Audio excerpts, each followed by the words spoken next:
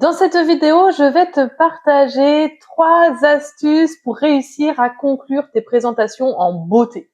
Je suis Fanny Juvin, je suis coach et formatrice en prise de parole et j'ai vraiment à cœur à travers ces capsules vidéo de t'accompagner dans la libération de ton orateur intérieur pour réussir à t'exprimer avec assurance et de manière efficace et impactante. Donc aujourd'hui, on va aborder cette fameuse conclusion parce que ce qui va être super important, c'est que tu maîtrises ta présentation du début jusqu'à la fin. Et parfois, l'erreur, quand tu arrives à la fin, ça va être de terminer par un bon bah voilà. Et si les gens finalement ont besoin de te demander si c'est terminé quand tu as terminé, ça veut dire que là, tu as fait un petit flop à la fin de ta présentation.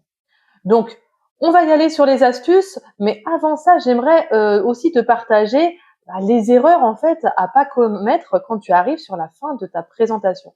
Il y a le voilà de fin dont je te parlais précédemment, et il y a également d'autres erreurs que tu fais peut-être.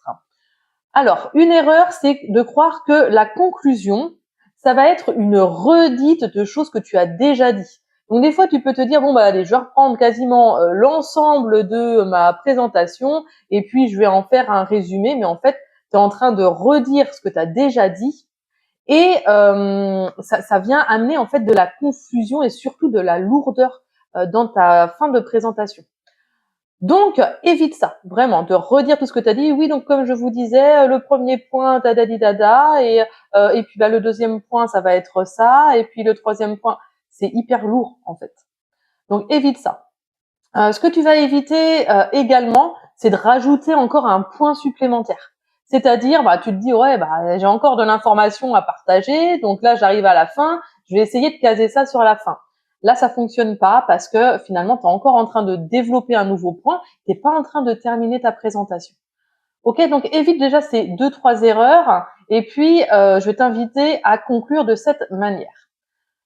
La conclusion, c'est 3 choses. C'est une phrase de synthèse, mais c'est une phrase.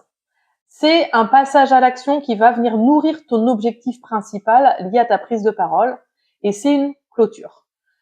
Donc, la phrase de conclusion, comme je te disais, c'est une phrase, ça peut être une citation, soit de quelqu'un de connu, ta propre citation, mais en tout cas, c'est vraiment une phrase qui va résumer toute ta présentation. Et en fait, c'est en gros le truc à retenir de ta présentation. S'il y avait une chose à retenir dans ta présentation, ça serait quoi?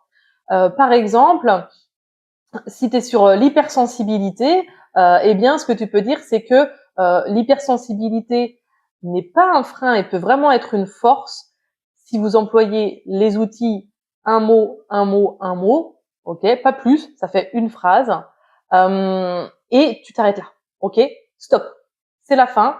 Je sais, je repars avec le fait que mon hypersensibilité n'est pas une tare, qu'il y a des outils et que simplement il faut que je les mette en place.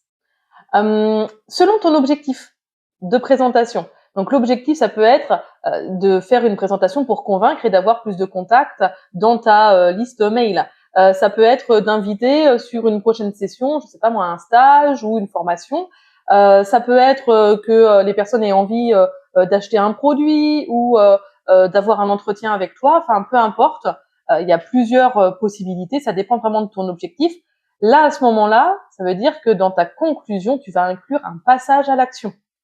Qu'est-ce qu'on fait pour rester en contact avec toi? Est-ce que on entre une adresse mail quelque part? Est-ce que on scanne un QR code pour s'inscrire à un événement? Est-ce que on va directement s'enregistrer, je sais pas moi, sur ton site internet pour obtenir un cadeau? Euh, Certainement que si tu veux plus de contacts, dans tous les cas, il va falloir que tu captures l'adresse mail. Donc n'oublie pas cette étape, parce que sinon c'est vraiment dommage en fait. Tu vas pas réussir à nourrir l'objectif de ta prise de parole. Donc, une phrase de conclusion, ton passage à l'action et ta clôture. La clôture, c'est le truc tout bête, mais en fait, c'est juste un merci de votre écoute. Ça, c'est le point final. Et ça termine pas par un voilà. C'est fini. Et petite précision, si tu proposes un temps de questions et de réponses, eh bien derrière, tu vas bien mettre une clôture. Les questions-réponses sont terminées. Eh bien, merci de votre écoute et je vous dis à bientôt. Ok, Donc, pour conclure cette vidéo, c'est important que tu fasses ta conclusion, que tu maîtrises bien la fin de ta présentation avec ces 3 étapes. Et moi, ce que je t'invite à faire, c'est à mettre en commentaire comment est-ce que tu fais pour conclure. Et si tu veux aller plus loin, n'hésite pas à réserver un rendez-vous totalement offert avec moi pour qu'on fasse le point sur ta prise de parole. Je te dis à très vite dans une prochaine vidéo. Ciao!